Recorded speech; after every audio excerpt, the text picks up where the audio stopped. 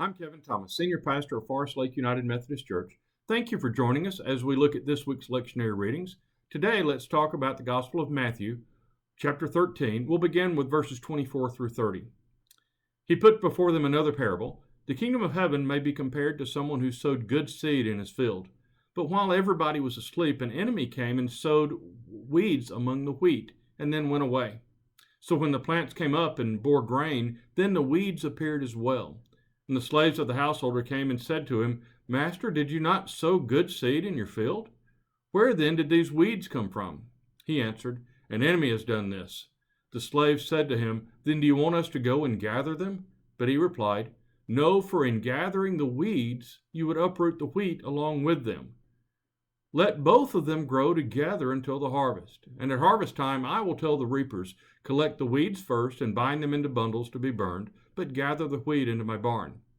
And then from verses 36 through 43.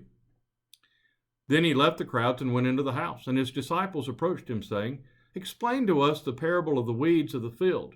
He answered, The one who sows the good seed is the Son of Man. The field is the world, and the good seed are the children of the kingdom. The weeds are the children of the evil one, and the enemy who sowed them is the devil. The harvest is the end of the age, and the reapers are angels.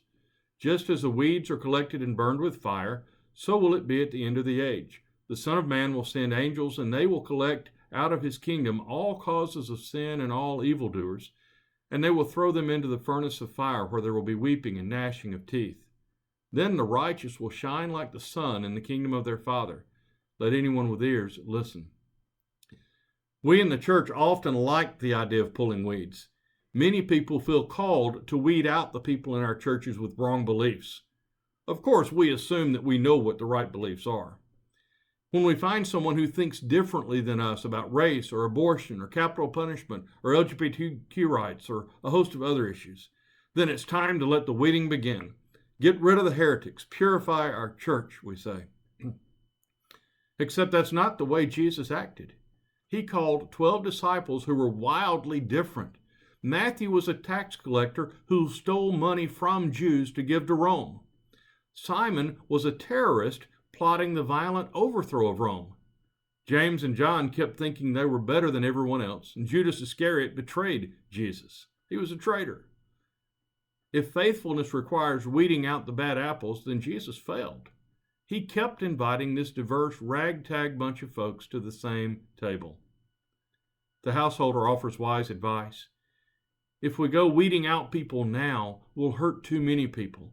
Let them grow together. God will sort it out later. Jesus promoted tolerance even regarding children of the evil one. I like the way Billy Graham puts it. It's the Holy Spirit's job to convict, God's job to judge, and my job to love.